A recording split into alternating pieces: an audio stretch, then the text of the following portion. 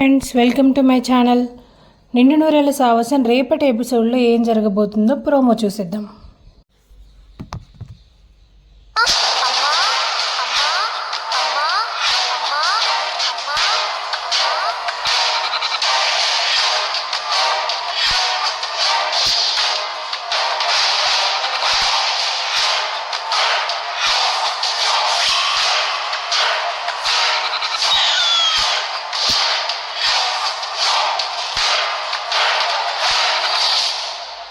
అమ్మా,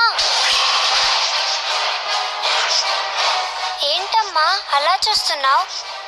నేను నీ కూతుర్నే కదా.